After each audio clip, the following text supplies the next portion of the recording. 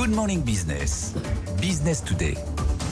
Parce qu'on parlera à 7h45 justement de ces métiers intellectuels. On sera avec Believe tout à l'heure à 8h15 avec David Jones, le président et fondateur de Brandtech Group. On parlera de la publicité, mais là, on va parler des centres d'appel. Bonjour Ludovic Lampire, vous êtes le directeur général de Concentrix France, c'est l'ancien Webhelp. Vous avez été racheté l'année dernière par Concentrix. Vous prenez désormais le nom, une opération à 4,8 milliards de dollars. La première question que j'ai envie de vous poser, c'est si l'opération, elle avait lieu aujourd'hui, est-ce qu'elle aurait été faite au même prix ou ça n'a plus rien à voir?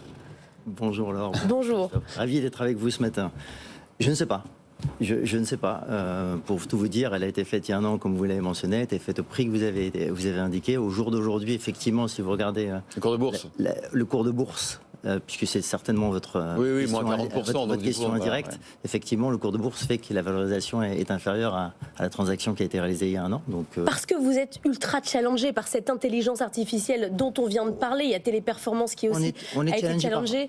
Par trois choses, je pense. La première, c'est la réalité de l'économie aujourd'hui. Elle est quand même, quoi qu'on en dise, un peu dans une phase de ralentissement. Oui, enfin, il y a quand même des groupes qui s'en sortent très bien, qui ont des progressions très fortes. L'instabilité politique est là. 2, on est dans la phase d'intégration, donc le marché nous attend sur les résultats concrets de l'intégration. Et 3, effectivement, l'IA aujourd'hui nous challenge.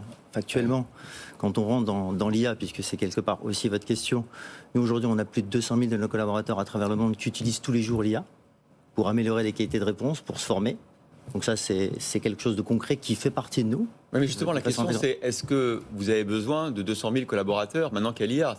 C'est ça le challenge des performances et de vous, en fait, parce que c'est des métiers, la relation client, où effectivement l'IA peut apporter énormément de choses, automatiser énormément de tâches. Elle automatise beaucoup de tâches, vous avez raison, des tâches simples, à faible valeur ajoutée. C'était déjà le cas il y a 5 ans, c'est encore plus le cas aujourd'hui. Donc ça, c'est fait. Et c'était déjà notre core business, ça reste notre core business. Aujourd'hui, nos clients viennent nous voir pour ça. 2, il y a des tâches à forte valeur ajoutée qui sont là aujourd'hui et qui vont nous permettre de continuer de grandir aussi, donc avec des êtres humains. Pour répondre concrètement à votre question, il y a 10 ans, je pense que c'était pas si simple que ça d'acheter un véhicule sur Internet. Aujourd'hui, ça se fait. Quand vous achetez un véhicule sur Internet, il faut un accompagnement particulier. Aujourd'hui, l'IA ne le fait pas. Un être humain a besoin d'être là pour accompagner un client. Donc oui, effectivement, l'IA fait partie de notre modèle de façon intégrante. On est capable, dans notre conception, de proposer des programmes à la fois de conception, de réalisation et d'exécution avec l'IA, avec la technologie, mais aussi avec l'être humain. Les deux sont complémentaires. Justement, vous qui vivez cette révolution de l'intérieur, on parlait de l'impact humain, de ce sentiment. On a peur pour son emploi, on a envie de lutter. En même temps, il faut évoluer. Comment vous gérez les craintes de vos 200 000 salariés?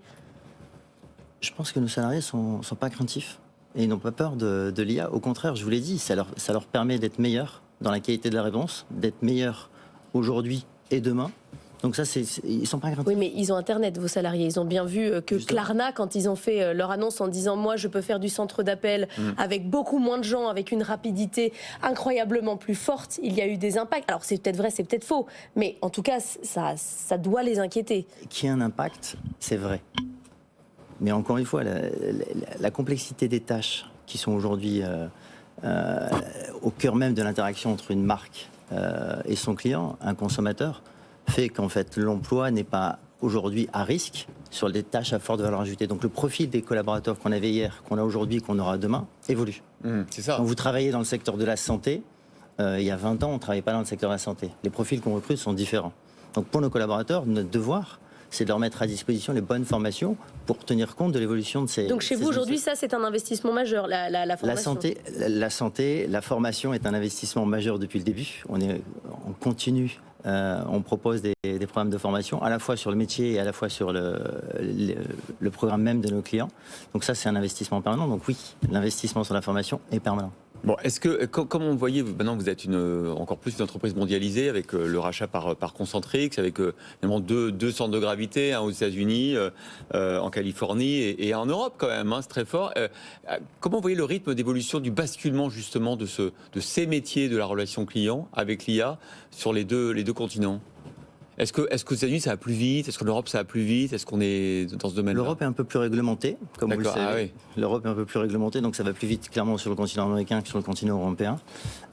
Néanmoins, aujourd'hui, toutes nos solutions sont correspondent et sont compliance avec les règles européennes. Donc clairement, ça va s'accélérer. Vous êtes en train de nous dire quand même que du coup, la prudence européenne contraint quand même notre adoption de ces technologies.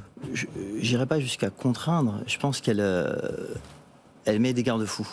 Et je pense que c'est nécessaire. Aujourd'hui, l'IA fonctionne à partir de données, de data, donc il faut un moment qu'elles soient sécurisées, ces données, qu'elles soient rangées aux bons endroits, qu'elles soient sauvegardées aux bons endroits. Il faut avoir l'accord des clients, des consommateurs qui eux-mêmes ont fourni directement ou indirectement ces données. Donc ça a pris un peu de temps. C'est aujourd'hui clair, net, précis. Ça nous permet de mettre à disposition une IA qui est conforme aux lois. Peut-être qu'aux États-Unis, ils ont été un tout petit peu plus vite sur cet aspect-là. Quand même je rappelle juste les chiffres du groupe au niveau mondial. Un premier trimestre, un chiffre d'affaires de 2,4 milliards de dollars. Le groupe... On a changé de monnaie, vous avez raison. Oui, vous avez changé de monnaie, vous avez changé de dimension. Aujourd'hui, là, vos clients, ils vous demandent quoi précisément? Ils nous demandent de bénéficier du rapprochement de ces deux entreprises que vous avez mentionnées, qui s'opéraient il y a un an, autour de principes assez simples. À la fois, comme je vous le disais tout à l'heure, d'être en capacité de les accompagner sur la conception d'un programme autour de l'expérience client, de le développer et de le gérer au quotidien et de l'animer au quotidien. Ça, c'est ce qu'ils nous demandent. Ils nous demandent ça d'un point de vue local. Je vous rappelle que quand vous traitez avec un consommateur français, c'est pas tout à fait pareil qu'un consommateur américain. Néanmoins, ils nous demandent d'avoir une homogénéité de production au travers de tous ces continents. Donc ça, c'est ce qu'on offre à très court terme. 2, on est devenu leader mondial avec une capacité en fait à accompagner l'ensemble de nos clients et nos futurs clients sur l'ensemble des continents, sur l'ensemble des problématiques qu'on vient d'évoquer. Mais un gros challenge, celui d'IA, vous le disiez, sur les 440 000 collaborateurs, 200 000 utilisent déjà les technologies d'IA et sont déjà prêts à les déployer. Merci beaucoup Ludovic Lampire, directeur général de Concentrix France, d'avoir été notre invité dans